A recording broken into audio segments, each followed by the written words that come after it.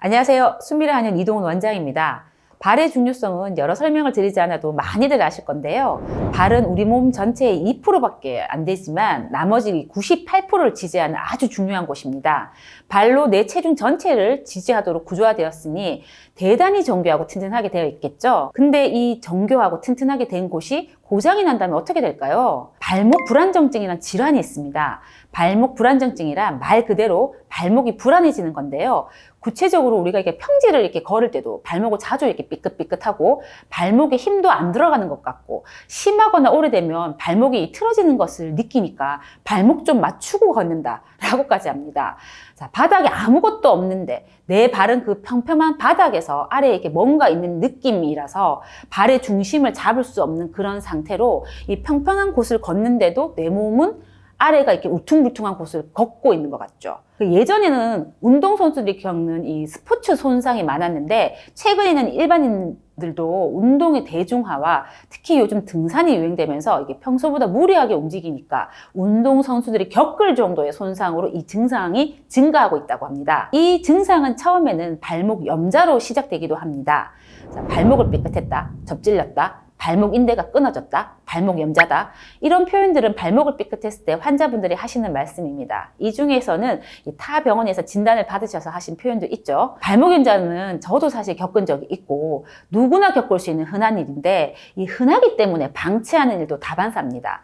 자, 그냥 두면 낫겠지. 아, 진짜 못 참을 때 병원 가야지 하면서 이 치료를 소홀히 하고, 그런데 이제 이 염좌라도 사실은 염좌의 정도가 있는데 이 사실은 발목을 잡아준 이 인대의 손상 정도입니다.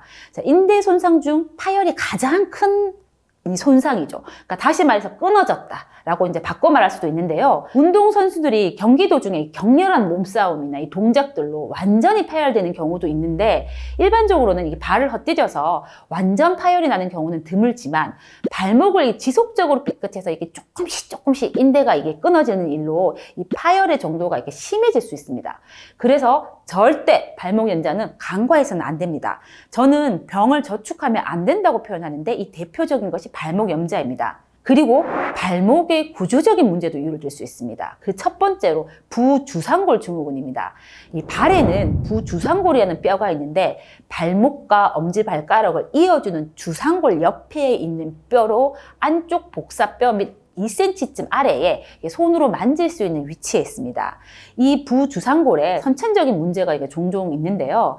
출생할 때 이 뼈가 정상적으로 이렇게 유합되지 못한 상태로 이게 성장해서 사실은 보통은 잘 모르고 있다가 청소년기에 이게 운동, 이제 발레나 인라인 스케이트 같이 이 발과 발목에 이게 무리를 주는 운동을 하게 되면서 나타납니다.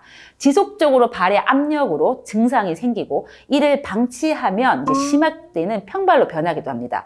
발이 아프다고 느껴서 보통 이제 오시는 분들 대부분이 이미 이 부주상골 증후군하고 평발이 동반된 경우가 많습니다. 두 번째로 평발입니다. 자, 이미 다들 알고 계신 이 질환으로 오래 걷는 것도 힘들고 보행 패턴하고 이 발바닥의 이 힘의 분산 자체가 정상적인 발을 가진 분들에 비해서 밸런스가 많이 깨져 있죠. 발의 이 피로도 심하고, 그래서 평발은 그저 이 발바닥이 평평해지는 질환으로 봐서는 안 됩니다. 발바닥이 평평해지면서 발의 아치가 이 쿠션 역할을 해주지 못하고 발을 구성하는 이 26개의 뼈, 33개의 관절, 100개 이상의 인대가 이게 틀어지고 변형이 되어가는 겁니다. 이렇게 변형된 발로 몸을 지탱하려고 하니 뭔가 발을 연결하고 있는 발목에도 이게 무리가 가서 자주 이렇게 접지르게 되고 염좌가 이제 반복적으로 생기는 불안한 상태가 됩니다. 평발은 선천적이지 않더라도 나이가 들면서 체중이 증가하거나 운동이 부족 혹은 노화 등에 인해서 발의 아치를 유지하던 이 힘줄하고 인대 그리고 이 근육의 퇴화가 원인이 되기도 하고 발의 아치를 유지하게 하고 발목을 안쪽으로 꺾어주는 역할을 하는 후경골근이라는 부위가 문제가 돼서 후천적인 평발로 진행되기도 합니다. 자, 세 번째로는 발목 인대가 약한 경우도 있습니다. 노약자나 어린이, 여성의 경우가 많겠죠. 이런 경우는 인대가 잘 늘어난다고 표현하기도 하는데 근육의 노화로 인한 약화나 하이힐 등으로 발목에 꾸준하게 무리를 줘서 인대가 약해지는 경우가 많습니다. 발에 관해서는 족부학이라고 있을 정도로 어마어마하고 광범위합니다. 앞서 언급한 내용들은 제가 많이 본 경우에 환자들만 언급한 것이라고 할 수 있는데 발목 불안정증이 아주 심한 경우는 사실 저도 수술밖에 없다고 말씀을 드리는데 그 정도로 심한 분들은 실제 한의원에 내원하시는 경우도 없습니다. 보통은 이제 병원에 가셨다가 이제 의사 선생님한테 잘 간수해서 쓰시다가 도저히 안 되면 이제 수술합시다. 그때까지 이제 조심하세요.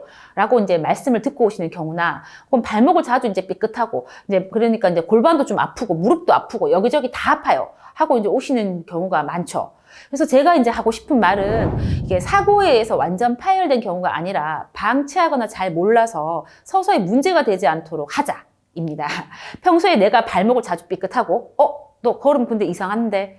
우선 이런 얘기를 좀 자주 듣거나, 길 좀 잘 보고 다녀. 어딜 보고 다녀서 자꾸 이렇게 뭐 삐끗삐끗해. 라는 말을 듣는다면 가볍게 넘기지 않으셨으면 합니다. 분명히 잘 삐끗하는 발은 이면에 다른 문제가 있습니다. 가령 골반이 틀어져서 우리 이제 다리 길이 차이가 나는 경우에 이제 왼쪽이 짧다고 가정하면 그대로 근데 걸어 다닌다. 근데 시간이 많이 지났다.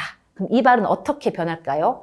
물론 이제 발은 문제가 없고 발 위로 이제 문제가 되는 경우도 있지만 반대로 발이 이 다리 길이 차를 보상하는 패턴으로 변하는 경우가 있습니다. 짧으니까 보상을 위해서 이렇게 한쪽 발 이렇게 높이겠죠. 혹은 긴 다리를 이렇게 짧게 하려고 이제 아치를 낮출 수도 있죠. 이러면 좌우 이제 짝발이 됩니다. 발이 몸의 98%를 지탱한다고 했는데 좌우가 다르면 역할도 좀 바뀌겠죠. 그러니까 이게 좌우가 이게 불균형해지니까 발 밑에 있는 작은 장애물에도 쉽게 균형을 잃고 흔들리게 되는 겁니다. 발목을 자주 삐끗한다. 혹은 이미 발목 불안전증이 있다. 라고 진단을 받았다면 이분은 이 발목만의 문제가 아니라 발목으로 인해서 이게 무릎, 고관절, 골반 그 위에 다 불균형이 많이 생긴 상태입니다. 몸이 질환들을 꼭 통증으로만 판단해서는 안 됩니다. 통증은 이미 상황에서 심해져서 내 몸이 나에게 제발 좀 병원 좀 가자. 라고 보내는 경고입니다. 통증이 생기기 전에도 우리는 충분히 그 신호들을 알아차릴 수 있습니다. 하루 10분이라도 내 몸을 이제 천천히 관찰하고 관심을 가지면 미리미리 큰 질환을 예방할 수 있는 신호들을 알아차릴 수 있을 겁니다. 영상 시청해 주셔서 감사합니다.